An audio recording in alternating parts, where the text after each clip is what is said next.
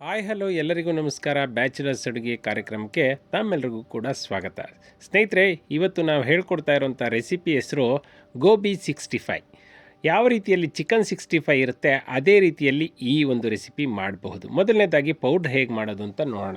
ಮೊದಲನೇದಾಗಿ 1 ಕಪ್ನಷ್ಟು ಕಾರ್ನ್ಫ್ಲೋರ್, ಹಾಗೆ ಅರ್ಧ ಕಪ್ನಷ್ಟು ಮೈದಾ, ಅದ್ರ ಜೊತೆಗೆ ಗರಂ ಮಸಾಲ ಸುಮಾರು 2 ಟೇಬಲ್ ಸ್ಪೂನಷ್ಟು, ಹಾಗೆ red chilli powder 2 table spoon, ಹಾಗೆ ನಿಂಬೆ ಉಪ್ಪು ಅಂತ ಸಿಗುತ್ತೆ ಅದು ಅರ್ಧ ಟೀ ಸ್ಪೂನು, ಜೊತೆಗೆ ಸ್ವಲ್ಪ ರೆಡ್ ಕಲರ್ ಹಾಗೆ ಸ್ವಲ್ಪ ಉಪ್ಪನ್ನು ಹಾಕಿ ಗ್ರೈಂಡ್ ಮಾಡ್ಕೊಬರೋಣ. ಮಿಕ್ಸಿ ಮಾಡಿ ಇದರ ಪೌಡ್ರ್ ನೋಡಿ, ಈ ರೀತಿಯಾದಂತಹ ಒಂದು ಪೌಡ್ರು ಸಿದ್ಧ ಆಗುತ್ತೆ.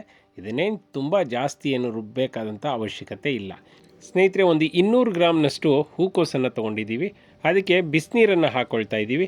ಇದಕ್ಕೆ 1 ಟೀ ಸ್ಪೂನಷ್ಟು ಉಪ್ಪು, ಹಾಗೆ 1 ಟೀ ಸ್ಪೂನಷ್ಟು ಅರಿಶಿಣದ ಪುಡಿಯನ್ನು ಕ್ಲೀನ್ ಮಾಡುವಂತಹ ಕಾರಣಕ್ಕೋಸ್ಕರ, ಸ್ವಚ್ಛತೆಗೊಳಿಸುವಂತಹ ಕಾರಣಕ್ಕೋಸ್ಕರ ಬಳಸ್ಕೊಳ್ತಾ ಇದ್ದೀವಿ.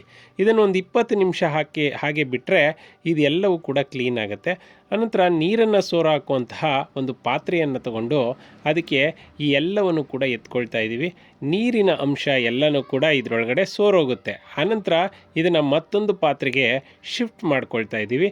ಆನಂತರ ಇದಕ್ಕೆ ಶುಂಠಿ ಬೆಳ್ಳುಳ್ಳಿ ಪೇಸ್ಟು 1 ಟೇಬಲ್ ಸ್ಪೂನಷ್ಟು, ಹಾಗೆ 1 ಟೇಬಲ್ ಸ್ಪೂನ್ನಷ್ಟು ನಾವು ಮಾಡಿಕೊಂಡಿರುವಂತಹ ಪುಡಿ, ಇದನ್ನು ಕಬಾಬ್ ಪುಡಿ ಅಂತ ಕೂಡ ನೀವು ಕರಿಬಹುದು. ಯಾಕೆಂದರೆ ಕಬಾಬ್ಗೂ ಕೂಡ ಪುಡಿಯನ್ನು ಇದೇ ರೀತಿಯಲ್ಲಿ ಮಾಡೋದು. ಹಾಗಾಗಿ 1 ಟೇಬಲ್ ಸ್ಪೂನ್ಗಿಂತ ಇನ್ನೂ ಜಾಸ್ತಿ ಬೇಕಂದರೆ ಸ್ವಲ್ಪ ಜಾಸ್ತಿಯನ್ನು ಬಳಸ್ಕೊಂಡು ಎಲ್ಲವನ್ನು ಕೂಡ ಕ್ಲೀನಾಗಿ ಮಿಕ್ಸ್ ಮಾಡ್ಕೊಳ್ಳಿ. ಯಾಕೆಂದರೆ ಈ ಹೂಕೋಸಿಗೆ ಪ್ರತಿಯೊಂದಕ್ಕೂ ಕೂಡ ಈ ಒಂದು ಪೌಡರು ಪೇಸ್ಟ್ ಆಗಬೇಕು. ಆ ರೀತಿಯಲ್ಲಿ ಎಲ್ಲವನ್ನು ಕೂಡ ಮಿಕ್ಸ್ ಮಾಡ್ಕೊಳ್ಳಿ. ನಿಜ ಹೇಳಬೇಕು ಅಂದರೆ ಸ್ನೇಹಿತರೆ, ಕಬಾಬ್ಗೂ ಮತ್ತು ಇದಕ್ಕೂ ವ್ಯತ್ಯಾಸನೇ ಗೊತ್ತಾಗೋದಿಲ್ಲ, ಅಷ್ಟು ರುಚಿಯಾಗಿರುತ್ತೆ. 2 ಟೇಬಲ್ ಸ್ಪೂನಷ್ಟು ಇದಕ್ಕೆ ವಿನಿಗರನ್ನು ಹಾಕ್ಕೊಳ್ಳಿ. ಆನಂತರ ಇದನ್ನೆಲ್ಲನೂ ಕೂಡ ಕ್ಲೀನಾಗಿ ಮಿಕ್ಸ್ ಮಾಡ್ಕೊಳ್ಳಿ. ಇನ್ನೊಂದು ಸ್ವಲ್ಪ ಪೌಡರ್ ಬೇಕು ಅಂತ ಅವಶ್ಯಕತೆ ಇದ್ದರೆ ಅದನ್ನು ಯೂಸ್ ಮಾಡ್ಕೊಳ್ಳಿ. ನೋಡಿ, ನಾವು ಇಲ್ಲಿ ಒಂದು ಸ್ವಲ್ಪ ಕೂಡ ನೀರನ್ನು ಹಾಕಿಲ್ಲ, ಬಳಸಿಲ್ಲ. ನಿಮಗೆ ಬೇಕು ಅವಶ್ಯಕತೆ ಇದ್ದರೆ ಅಂದರೆ ಮಾತ್ರ ಸ್ವಲ್ಪ ನೀರನ್ನು ಬಳಸ್ಕೊಳ್ಳಿ.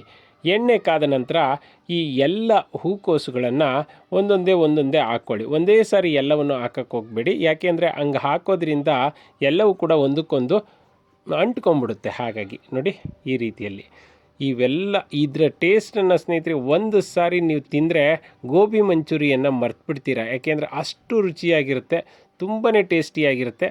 ಇದನ್ನು ನೀವು ಈವನ್ ಗೋಬಿ ಮಂಚೂರಿಯಾಗಿ ಕೂಡ ಮಾಡ್ಕೋಬೋದು. ಅನಂತರ ನಾನಿಲ್ಲಿ ಜಸ್ಟ್ 65 ಅಂದರೆ ಗೋಬಿ 65 ಮಾಡ್ತಾಯಿದ್ದೀನಿ.